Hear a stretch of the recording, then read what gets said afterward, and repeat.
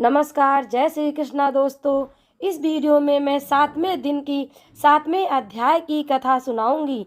अन्य वीडियो के भी लिंक मैंने डिस्क्रिप्शन में दे दिए हैं, वहां जाकर अन्य दिनों की कथा भी आप सुन सकते हैं। तो आइए शुरू करते हैं अधिक मास यानी पुरुषोत्तम मास के 7वें दिन की अध्याय 7 की कथा। 7वें अध्याय में श्री कृष्ण का अधिमास को अपना पुरुषोत्तम स्वरूप के बारे में देखेंगे। तो जी बोले, हे तपोनिधि, आप लोगों ने जो प्रश्न किया है वह प्रश्न ऋषिवर नारद जी ने नारायण से किया था। नारायण ने नारद जी से कहा था, वही मैं आप लोगों से कहता हूँ। नारद जी बोले, हे बद्रीपते, जब विष्णु अधिमास के अपार दुख कहकर चुप हो गए, तब भगवान श्री कृष्ण ने क्या कहा सो आप कहो। श्री नारायण बोले, हे वत्स नारद, गोलोक नाथ श्री कृष्ण ने विष्णु जी से कहा, वह अति गुप्त है, परंतु जो श्रेष्ठ भक्त हो, जिज्ञासी हो, पाखंडी न हो, सज्जन एवं सेवा करने वाला हो, तो उसे बता देना चाहिए। यह गुप्त वचन सुकृति करने वाला पुण्यात्मा, यश तथा श्रेष्ठ पुत्र देने वाला है, राजा और राज दरबार को बस में करने वाला, दरिद्रता नाशक पुण्य आत्माओं के सुनने योग्य है, अतः भक्ति सहित इसका श्रवण करना चाहिए। श्री पुरुषोत्तम बोले, हे विष्णु, आपने बहुत अच्छा किया जो मलमास का हाथ पकड़कर यहाँ ले आए। इससे आपकी लोक में महान कीर्ति होगी। जब आपने अधिमास को अपना लिया तो मैंने भी इसे अपना लिया, अतः मैं इसे भी अपने समान सर्वोपरि करूँगा। यह गुण, कीर्ति, प्रभाव, ऐश्वर्य, शक्ति, पराक्रम व भक्तों को वरदान देने में मेरे ही समान गुणवान होगा।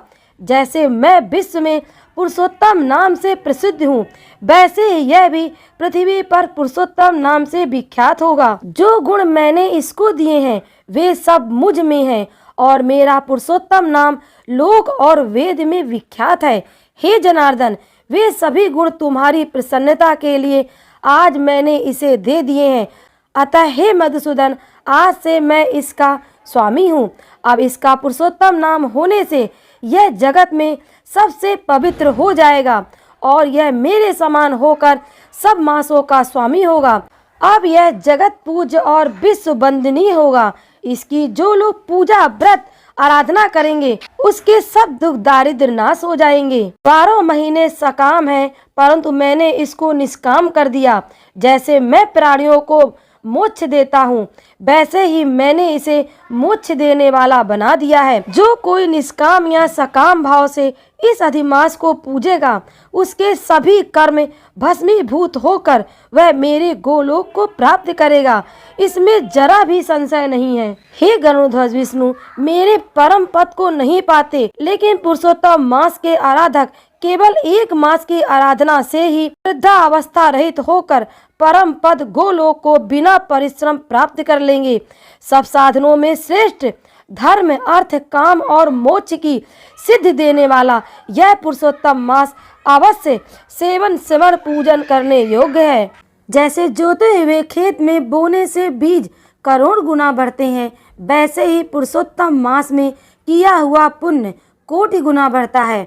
कुछ लोग चतुर्मास आदि यज्ञ करके स्वर्ग में जाते हैं और वहाँ के भोग भोग कर पृथ्वी पर आते हैं, किंतु जो व्यक्ति पुरुषोत्तम मास का आदर से विधि पूर्वक सेवन, श्रवण, पूजन करता है, अपने कुल का उद्धार कर मुझको प्राप्त होता है। जो मुझे प्राप्त हो जाता है वह जन्म, मृत्यु, भय से व्याप्त, आदि व्याधि तथा वृद्धावस्था से घिरा हुआ इस संसार में नहीं जन्मता, जहाँ जाकर फिर लौटना नहीं पड़ता। वही मेरा गोलोक धाम है। ऐसा वेद और उपनिषद का वचन सत्य है, जो झूठा नहीं हो सकता। इस मास का स्वामी मैं ही हूँ। मैंने ही इसको प्रतिष्ठित किया है और अपना पुरुषोत्तम नाम भी इसको दिया है, जिससे इसके भक्तों की चिंता अब रात दिन मुझको रहेगी। अपने भक्तों की सभी कामना मुझको ही पूर्ण करनी है। मेरे भक्तों का अपराध कभी भी न गिना जाए।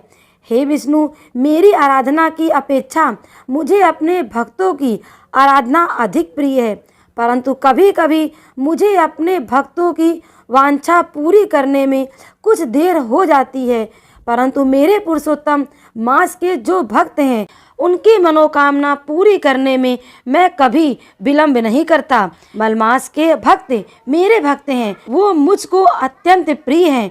इस मास में महाअज्ञानी मनुष्य जो जब दान स्नान आदि नहीं करते, अच्छे कर्म नहीं करते और देव तीर्थ ब्राह्मणों का उपहास करते हैं, वे दुष्ट और अभागे जो दूसरे के भाग्य पर जीने वाले हैं, उनको स्वप्न में भी सुख नहीं मिलता।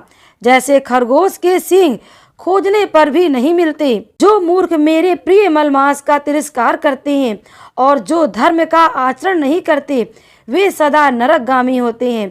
पुरुषोत्तम मास प्रत्येक तीसरे वर्ष में पड़ता है।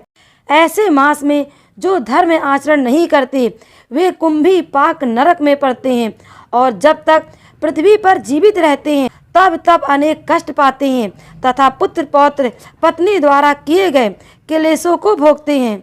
जो सुहागिन स्त्रियां पुत्र सुख और अपने सौभाग्य की कामना से पुरुषोत्तम मास में स्नान दान पूजा पाठ आदि करेंगी, उनको मैं सौभाग्य संपत्ति विविध सुख एवं पुत्र आदि देता रहूँगा।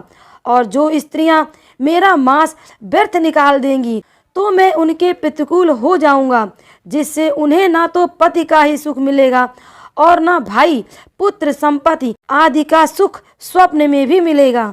अतः इस मास में सभी शुद्ध मन से स्नान पूजा जप आदि अवश्य करें और अपनी शक्ति के अनुसार दान करें। जो पुरुषोत्तम मास में श्रद्धा भक्ति से मेरी पूजा करेगा, वह धन पुत्र और विविध भांति के सुख भोग कर अंत में गोलोक में जाकर वास करेगा। मेरी आज्ञा से सब मनुष्य अधिमास की पूजा करेंगे, क्योंकि मैंने इन सब मासों में उत्तम बना दिया है। हे रमापति, अब तुम अधिमास की चिंता छोड़कर इस पुरुषोत्तम मास को बैकुंठ को ले जाओ। श्री नारायण बोले।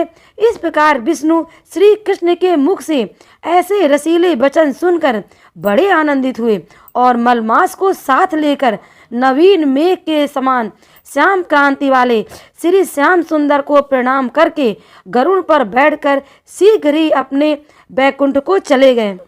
इति श्री पुरुषोत्तम मास कथा सप्तम अध्याय समाप्तम। इस प्रकार 7वें दिन की 7वें अध्याय की कथा समाप्त होती है। दोस्तों, यदि मेरा वीडियो पसंद आया हो तो प्लीज़ वीडियो को लाइक करें, शेयर करें और सब्सक्राइब करना ना भूलें।